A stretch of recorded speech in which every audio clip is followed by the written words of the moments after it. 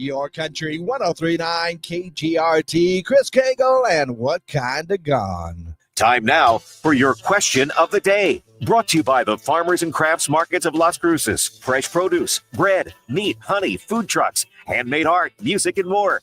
Every Saturday and Wednesday, 8:30 a.m. to 1 p.m., downtown Las Cruces. That's right. It's time for our question of the day. And I told you to start thinking about those kids' cereals, you know, the ones that you enjoyed back in the day.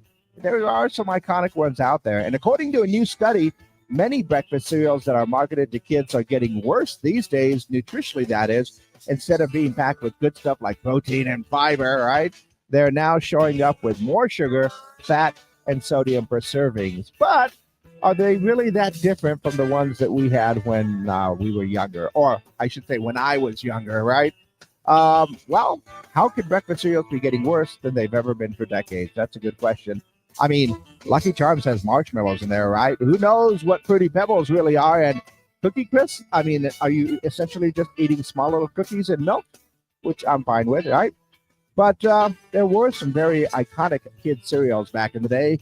But I ask you this question. What were the iconic kid cereals in your life when you were growing up? I mean, there are so many that we could go through. I mean, I can tell you this. I remember the first time I ever tried Cookie Crisp. I was shocked, and I loved them so much. But even as a kid, you know, they were still my favorites when I was growing up. But I will tell you this right now. As an adult, I do love me some Fruity Pebbles every once in a while because they're just good, and it smells so good. I don't know. But as a kid, yeah, Cookie Crisp was definitely one of my favorites in there. You can't go wrong with some classic Frosted Flakes. And believe it or not, as a kid, I like those shredded mini wheats.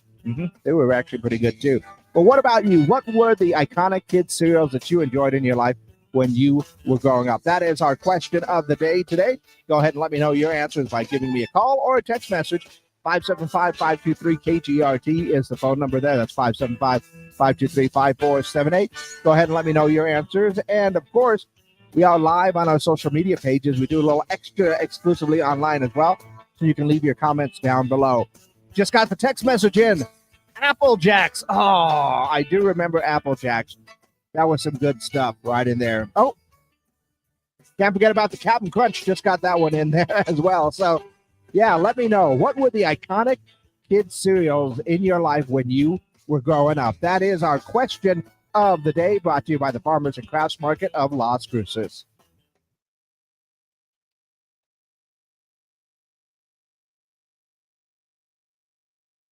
Wow, sorry about that. Had a cough building up in there. Couldn't necessarily do it on the radio. So there you go.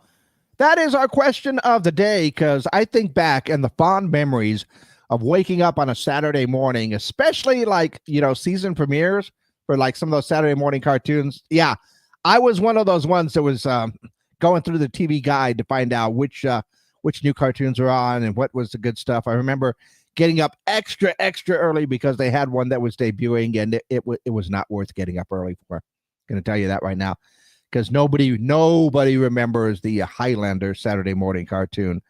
Lots of Bobby said Mr. T. Mr. T had a cereal? I don't quite remember that one, but yeah. All right. Let's see. Somebody else just said Cheerios, Wheaties, Count Chocula. Oh, actually, pretty much any of the Monster cereals were pretty awesome. Remember a few years ago, they actually like combined them all, and they even brought back the Mummy. Yeah, that was. I guess they were getting the band back together, as it were. But yeah, any of the Monster cereals were pretty awesome. So yeah, there was one favorite that I really liked, but this was more in the late 80s, early 90s. And I believe it was Teenage Mutant Ninja Turtle cereal. Yeah, they had a cereal which actually ended up pretty much just being like Rice Chex, Corn Chex with some marshmallows that were supposed to have like turtles and, different various things that were part of the Ninja Turtle world. And I actually enjoyed that, but they stopped making that after a while. So I think I moved on to Spider-Man, which is basically the same thing except with spider-shaped marshmallows. But yeah, those were good ones. See, now it makes me want a bowl of cereal right now. And if I were to make a choice right now, it would be that Fruity Pebbles. But Like I said, there are so many different cereals out there. Oh, somebody just put in Trix, and Trix are not just for kids, but if you can find them anywhere. Heck, I even remember Sugar Puffs. Even the generic ones were actually really, really good because we used to get some of the generic stuff. In fact, I loved buying generic cereals. They were delicious. But once again, we are looking for your answers for our question of the day. What were the iconic kids cereals in your life when you were growing up? Call them in, text them in, let me know those answers. And of course, you can leave your comments down below as well. In the meantime, let's go ahead and see what's going on in and around the world. Discover Magazine says the word like is the worst word to say during an interview. Hiring managers find like more off-putting than or those little pauses there. I think that's okay.